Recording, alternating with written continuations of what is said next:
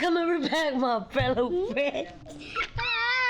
I hope you know that there's a trouble scene going on. Get up, you puppy. This is 14-year-old Rex Wanjing. So full of life, and judging from this video, you can see a cheerful personality, happy and healthy.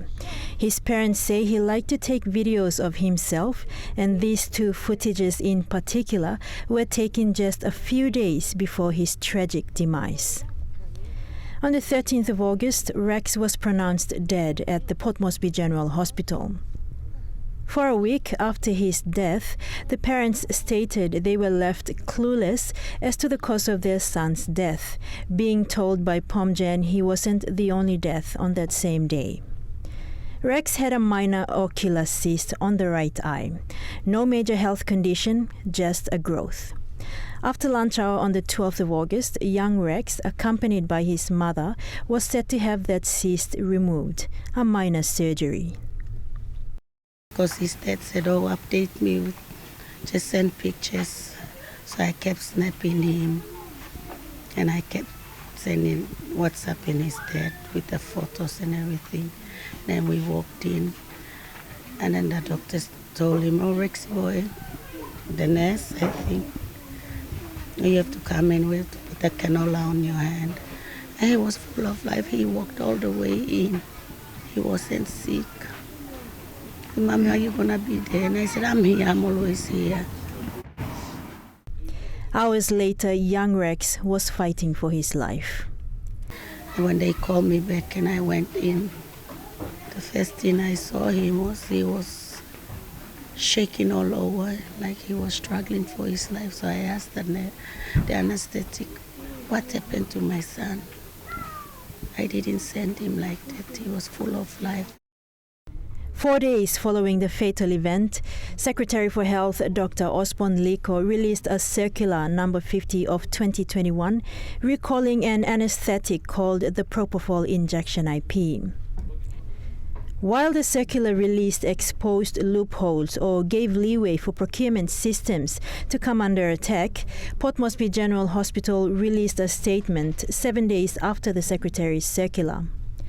In the statement, Pomjen CEO Dr. Paki Malumi stated, and I quote, "These unfortunate events, preliminarily believed to be related to the administration of a batch of anesthetics," end of quote, and adding in the statement, investigations followed suit. Between the 17th of August and the 24th, Rex's family had one meeting with the Pomjen authorities. In the meeting, they were given a medical report which stated Rex the teenager passed on after having developed complications during and after surgery. The report further stated that clinically, Rex was fit to undergo surgery and he was expected to recover fully. Upon the meeting, the family established that there was no coronial inquest called by Port Moresby General Hospital, hence reported to CID on the 24th of August and attained a coroner's order for a post-mortem examination. On the 27th of August, the family engaged Dr. Seth Forsey, a private examiner, to conduct the post-mortem. We've conducted a full autopsy already, both internal and external and internal examination. We've collected some samples for tissue analysis, and we collected some samples to send overseas for toxicology. Our preliminary findings, we can't release state the exact cause of death because it's pending the tissue and toxicology results. Once we have the tissue and toxicology results, then we'll conclude the findings and give the definite cause of death. While the family awaits the two critical results, which may take up to 6 months, the country's political leaders have slammed the government on its procurement of drugs and medical equipment. Parliamentary Committee on Public Accounts into the National Department of Health, and they spend considerable time on the issue of the medicines that we procure for our people, Mr. Speaker. Has Cabinet taken a look at those recommendations, and has it actioned through the Department of Health those serious recommendations in terms of the failures within the national health system. Former Health Minister and member for Abau followed suit, calling for a PAC inquiry. The Parliament to deal with it is because ultimately the Parliament is the final accountability level, the highest house in the land, and Parliament has accountability committees. One of them is the Public Accounts Committee, which I believe, in my very strong opinion, really should, the chairman and the deputy chairman really should have picked this up, and the chairman made the voluntary decision early to inquire into this death. Again on Friday during question time in Parliament, Pomio Open Member and former Health Minister, current Shadow Health Minister Elias Kapavore, started the debate. I think this is a very important case that must be pursued, and from this opposition, we support the senior pathologist call at PMGH to delay the autopsies or the post-mortems and to call for a coroner's inquiry. When we have 4 people dying in the hospital, Mr. Deputy Speaker, to the Minister of Justice, is that it's a serious issue. We are talking about death of Papua New Guineans. The only investigation that can happen under law is coroner inquiry, not a departmental inquiry, not a government agency inquiry, coroner inquiry over a death. That's what the member for Pomio is asking. Why can't the government commit to that? What is there to hide? A magistrate who shall be appointed to investigate this matter. Thank you, Mr. Speaker. While questions were thrown from across the floor, Minister for Health Jelta Wong made a point of order. This case is being investigated at the moment at the highest degree of our government. We are a responsible government. We have to ensure that the investigations are done properly. Asking questions in Parliament may preempt a decision that can go wrong. As the Shadow Minister for Health, he should realize that we have processes to be followed. His point of order deemed out of order by the Speaker. Minister for Justice and member for Medang Open, Brian Kramer, responded.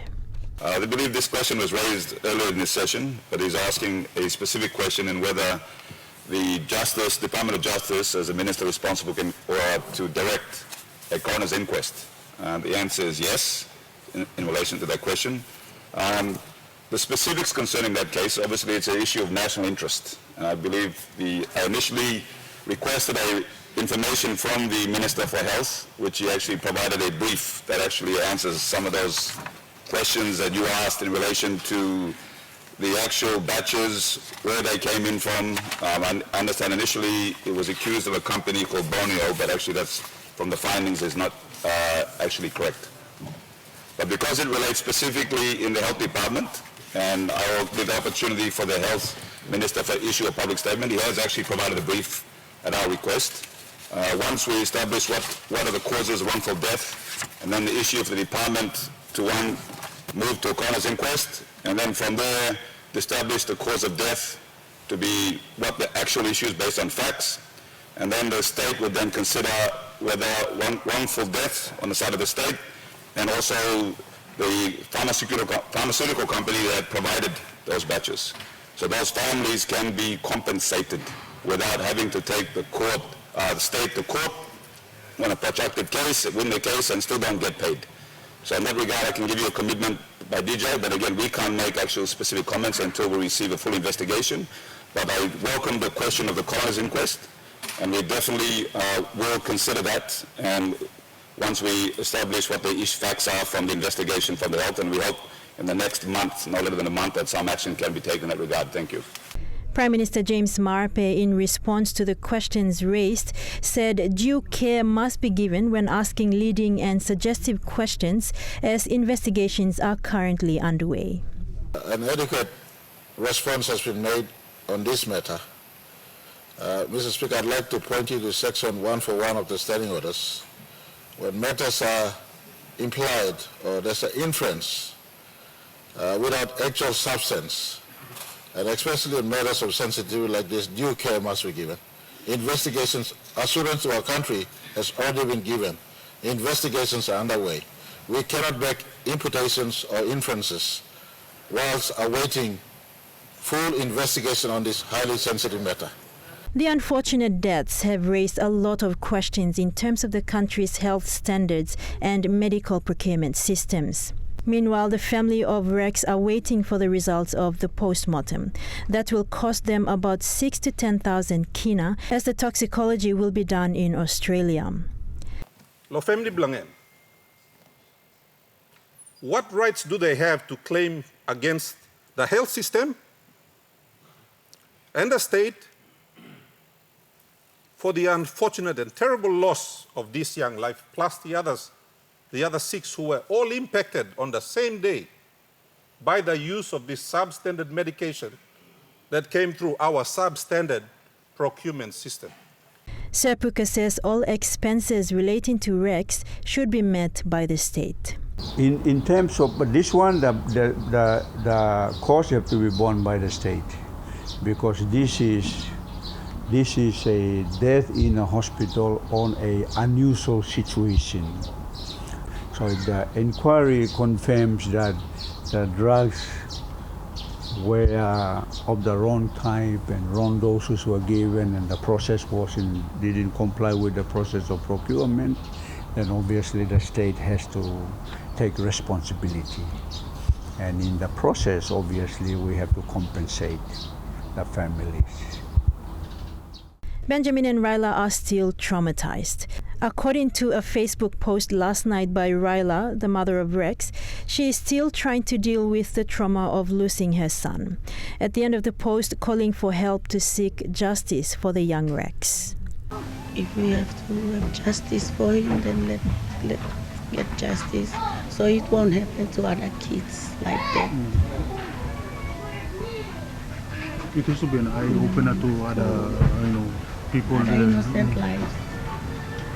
At least somebody has to go in there to see all the process and procedures, how they do these things. At least there should be some checks and balances before conducting any major operation or minor operation. Because what happened here is a clear indication that even if you're well and you go into the theater, you can still suffer the same fate. So what does that guarantee all the patients there at the hospital, their lives?